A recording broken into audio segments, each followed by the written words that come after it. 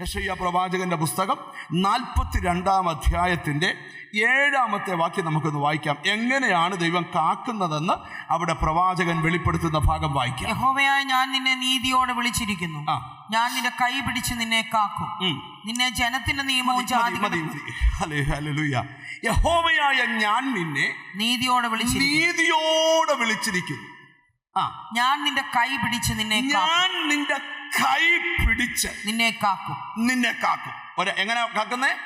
നിന്റെ കൈക്ക് പിടിച്ച് നിന്നെ കാക്കും. ഈ ചില പ്രതിസന്ധികളൊക്കെ വരുമ്പം നിങ്ങൾക്ക് ഫീൽ ചെയ്തിട്ടുണ്ടോ?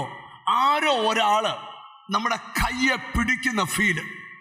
ഒരാമയും വരുന്നില്ല. ഹല്ലേലൂയ.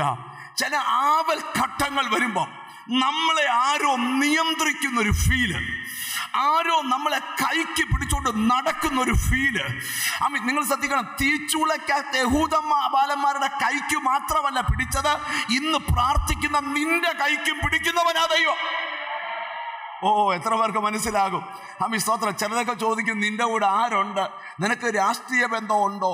നിനക്ക് മതപരമായ ബന്ധമുണ്ടോ? രാഷ്ട്രീയ ബന്ധമുണ്ടോ? ഒരു ബന്ധവുമില്ല. പക്ഷെ ഒരാൾ ഞങ്ങളെ കൈക്ക് പിടിച്ച് കാക്കുക. മനസ്സിലായവർക്കായി സ്തോത്രം ചെയ്യുക. ഞാൻ ഒരിക്കൽ ഒരു വലിയ മനുഷ്യൻ്റെ വീട്ടിൽ കൺവെൻഷൻ കഴിഞ്ഞ് ഫുഡ് കഴിക്കാൻ ചെന്ന സമയത്ത് ഹല്ലേലൂയ, ആ മനുഷ്യനോട് ഞാൻ ചോദിച്ചു, എങ്ങനെയാണ് രക്ഷിക്കപ്പെട്ടതെന്ന് ചോദിച്ചു. അപ്പോൾ ആ മനുഷ്യൻ പറയുന്നു, സ്തോത്രം, ഞാനിവിടെ മനോഹരമായൊരു വീട് വെച്ചു, എന്നെ ദൈവം അങ്ങ് അനുഗ്രഹിച്ചു, എനിക്ക് പിള്ളേരും മക്കളും മരുമക്കളും ഒക്കെ വർദ്ധിച്ചു, ഓരോരുത്തരും ഓരോ വണ്ടി വാങ്ങിച്ചു. അപ്പോൾ റോഡിൽ നിന്ന് ഇങ്ങോട്ട് കയറി വരുന്നിടത്ത് ഞങ്ങൾക്ക് ഒരു വണ്ടി പോയി കഴിഞ്ഞാൽ അടുത്ത വണ്ടി പോകാൻ പറ്റും. അങ്ങനെ ചില ബുദ്ധിമുട്ട് വന്നപ്പം തൊട്ടടുത്ത് ഇച്ചിരി സ്ഥലമുള്ള ഒരു മനുഷ്യനോട് ഇന്ന് ചോദിച്ചു, സ്തോത്രം, ഞങ്ങൾക്ക് സ്തോത്രം ആ വഴി കുറച്ച് തരാമോ? പുള്ളി പറഞ്ഞ് തരത്തില്ല, ആകെ എനിക്ക് വളരെ കുറച്ച് സെൻറ്റ് സ്ഥലമേ ഉള്ളൂ. സ്തോത്രം. അപ്പം ഇദ്ദേഹത്തിന് വീട് വേറെ മാറി വെക്കാനും പറ്റത്തില്ല, അതുകൊണ്ട് വണ്ടി ആ വഴിക്കൂടെ വരണം. അദ്ദേഹം ആഗ്രഹിക്കുന്ന ഒരു ബെൻസ് ഇങ്ങനെ വരുമ്പോൾ ഒരു ഓടി ഇങ്ങനെ പോകണമെന്നാണ്. ആഗ്രഹമൊക്കെ നല്ലതാണ്. പക്ഷേ ഈ തൊട്ടപ്പുറത്ത് ഇച്ചിരി സ്ഥലമുള്ള മനുഷ്യൻ, ഒരു പ്രാർത്ഥനാ മനുഷ്യൻ, അദ്ദേഹത്തിൻ്റെ വേലി കൊന്നക്കമ്പ് കൊന്നക്കമ്പ് കിളിച്ചേക്കുന്ന ആ വേലി കുറച്ച് ഓല അവിടെ വെച്ച് കെട്ടിയിട്ടുണ്ട്.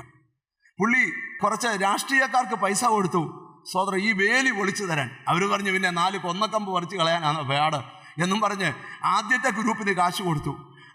കാശ് കൊടുത്ത ഗ്രൂപ്പുകാരൻ വരുന്ന വഴിക്ക് അറിഞ്ഞു അവൻ്റെ ഭാര്യയ്ക്ക് പെട്ടെന്നൊരു ബുദ്ധിമുട്ടുണ്ടായി, ഹോസ്പിറ്റലായെന്ന്. ഇന്ന് വരെ ഉണ്ടാകാത്തൊരു കാര്യമാണ്. സ്തോത്രം. അദ്ദേഹം പറഞ്ഞു, എന്നെ കൊണ്ട് പറ്റത്തില്ലെന്ന് പറഞ്ഞ് തിരിച്ചുപോയി. അടുത്ത ആൾക്ക് പൈസ കൊടുത്തു, അയക്കും ഒരു ആക്സിഡൻ്റ് ഉണ്ടായി, അയാളും തിരിച്ചുപോയി. 2 കൂട്ടരായപ്പോൾ ഈ പുള്ളിക്കൊരു സംശയം, 4 കൊന്നക്കമ്പ് പറിക്കാൻ ഇത്ര വലിയ പാടാണോ? ഇയാള് നേരെ ആ മനുഷ്യൻ്റെ വീട്ടിൽ ചെന്നപ്പോൾ മനുഷ്യൻ ചിരിച്ചോണ്ട് പറഞ്ഞു, ആൾക്ക് കാശ് കൊടുത്തിട്ട് എന്നാ കൊന്നക്കമ്പ് പറിക്കാൻ പറ്റാത്തേ? ആ മനുഷ്യൻ ചോദിച്ചു, നിങ്ങൾ എങ്ങനെ അറിഞ്ഞു? അതൊക്കെ എനിക്കറിയാം, അതാണ് പ്രാർത്ഥനയെന്ന് പറയുന്നത്.